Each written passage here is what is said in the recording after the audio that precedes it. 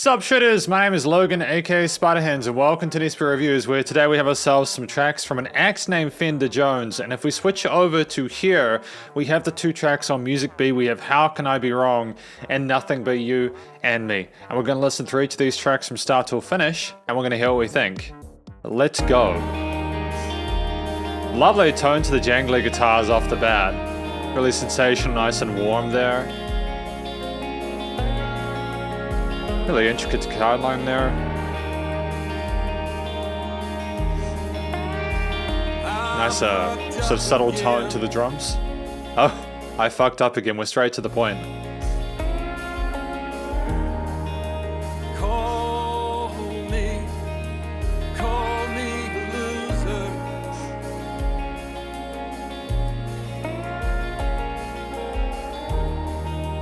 Blame me.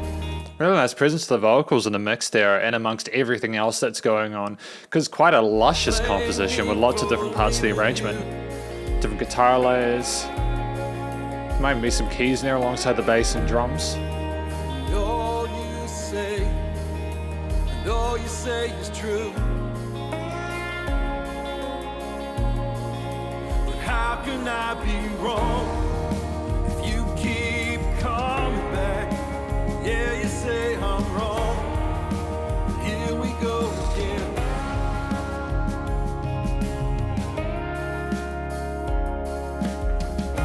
Yeah, the question of how can I be wrong, it's sort of looking introspectively, trying to figure out how things even began to turn out like that. Just stop talking. A little bit of vocal fry there, a little bit of desperation in that mix. Very authentic sounding. It feels like a one-way street.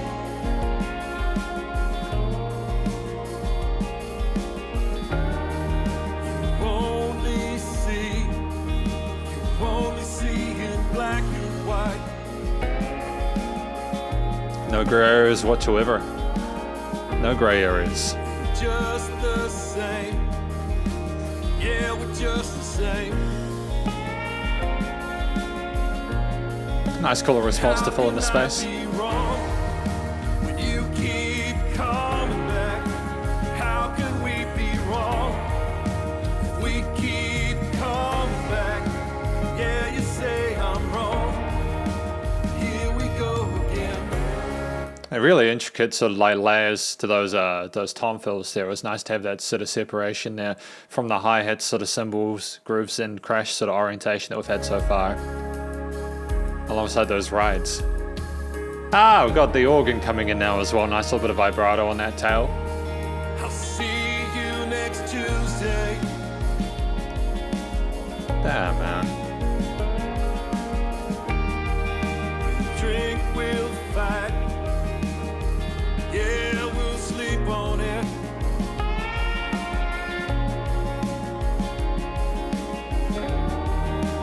Both on the same roller coaster ride.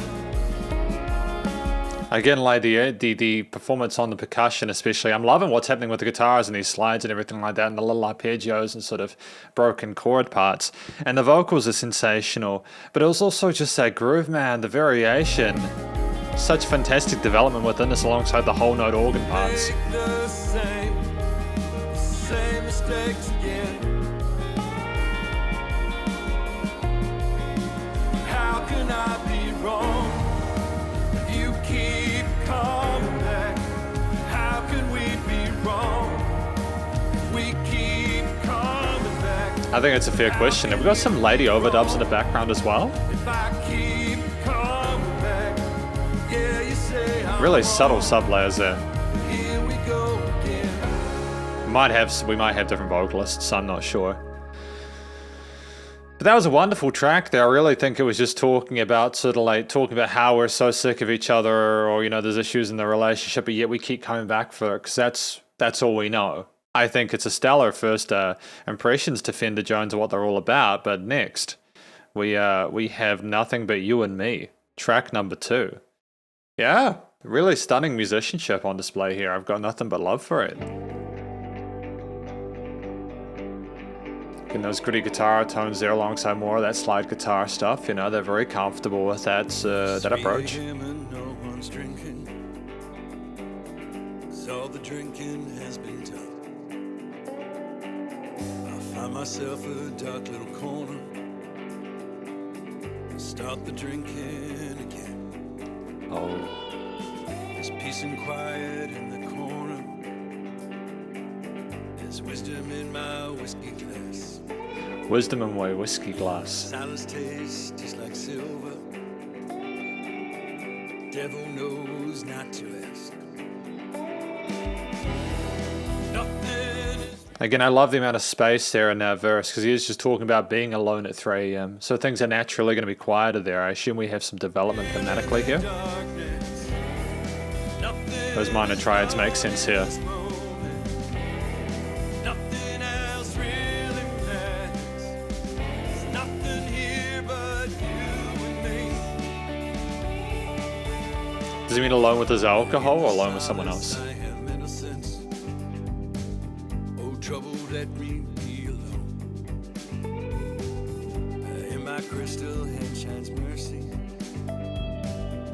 till sweet release is gone. You look better in the low light. Your halo glow really shines. It's really well mixed Your heart of brass. because it's like dynamic range to the vocal recording. I won't buck it up this time. Nothing is real in the darkness. Nothing is known in this moment. Yeah, really competent vocal performance. It's real. Really comfortable in his head to chest voice. There's nothing here but you and me.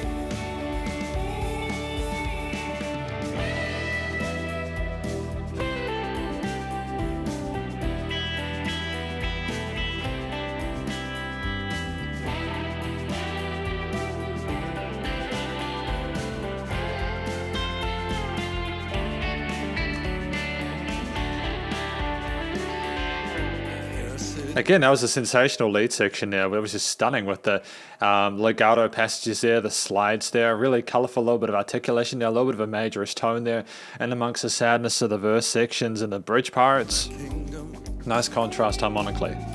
Barstool is my throne. Great alternate voice into the vocals. Executing all my feelings until the bar is closed.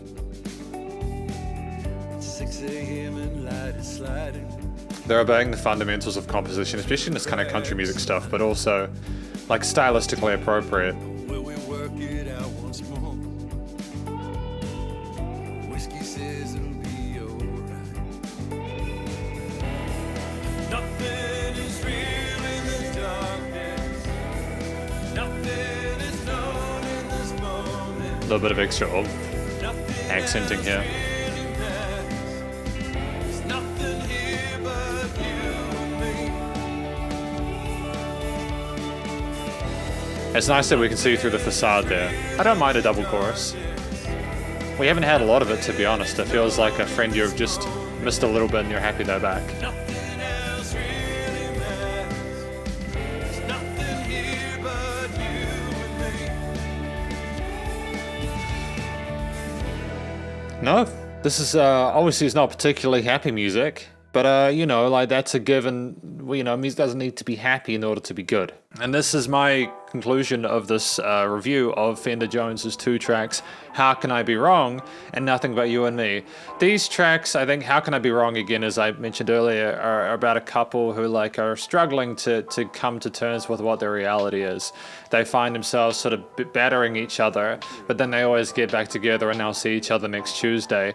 Nothing But You and Me, I think, is about someone drinking at 3 a.m. trying to figure stuff out and kind of get through the darkness that's there, but also their understanding that it's kind of that darkness is just not actually real and what matters is you and me, and that they'll get through it eventually. That's my interpretation of what these 2 tracks are about. I think that the vocals are absolutely sensational. The guy's got stunning pipes and I'm really happy with the performance here. Really comfortable in head and chest voice, nice little bit of vibrato and legato passages occasionally, a little bit of ornamentation there to show his tones and his skills. Very appropriate to the mood of the track. He knows when to sort of back off and when to sort of build it back in. What I also appreciated what going on was, the fact that he sort of kept himself as like that solo vocalist for the main part. You had backing vocals like in some of the later sections, like in How Can I Be Wrong, but just for width and sort of presence and a little bit of change and adjustment to keep the listener interested. And I think that he was interesting regardless of whether it was himself or the group. I think it was fantastic. The vocals were a highlight. The storytelling seemed authentic and genuine and from the heart. I really appreciated what was going on with the themes behind them as well. They had luscious like guitar layering and bass and drums and piano and organs or keys and stuff like that. A little bit of a guitar solo there and Nothing But You and Me, but basically it was more about the storytelling with the verse chorus kind of structure here. Both these tracks just under that 4-minute sweet spot, which I think is appropriate for the genre. I think that legitimately we have musicians here who can clearly play their instruments, understand how to craft harmonies and melodies that are not going to overpower the vocals, that are going to match the emotional tone of the story that's being told here. And I think that, there was a sense of relative minimalism in the individual layers that kind of together kind of amalgamated into this really beautiful horror warmth and kind of care and love that emanated from it, even in the darkest moments, such as in the bridge from Nothing But You and Me, with those sort of sense of dread with the whole note chords there that were just kind of simmering in the ether alongside the exasperation from the singer. It's the percussion was an absolute charmer. I love the different 8th and 16th note grooves there. I think that was sensational. There's a lot of variety there as well to keep yourself interested. A few little ghost notes and flams and fills and all that kind of stuff. The instrumental section I think kept up with the vocals and the story, and I think the themes in both the songs were distinct, made sense with the subject matter, and I'm happy with them. I think that a lack of extensions harmonically with the chords was a smart idea because it allowed for a more sort of flexibility for the singer to kind of go around in. And I also appreciate the fact that we had lots of changes in energy levels throughout, which part and part is due to the production and recording, mixing and mastering, which was utterly sensational. I really enjoyed listening to these musicians play.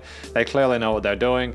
It was a great time listening to the recording, mixing and mastering, the post-production, primarily because it was done so well. The vocals were nicely recorded. You could tell that they could just sing really well, and the EQing and filtering was great alongside what was going on with the rest of the instruments there. The vocals are present in the mix without quite loud, because not only did they allow space in the accompaniment, but they also allowed for like space in the stereo field, and there were no weird resonances in the frequency spectrum, in part because of the fact that they had themselves a situation with the filtering of the different instruments, and they also layered different instruments in different parts of the frequency spectrum. Some were high, some had mis resonance, and it's helpful that the bass and the kicks were sidechained, but not too much as to make it sort of seem more synthetic. It was a nice natural live performance from musicians who could clearly play, and it seemed very, very pleasant to listen to. You could tell these guys would be just as good live as in the studio. And it was fantastic to hear, there wasn't too much sort of ornamentation or adjustment of expectations there. We didn't have any crazy sound effects or anything like that. It was basically just the raw performance, and that's kind of what I wanted to come in for.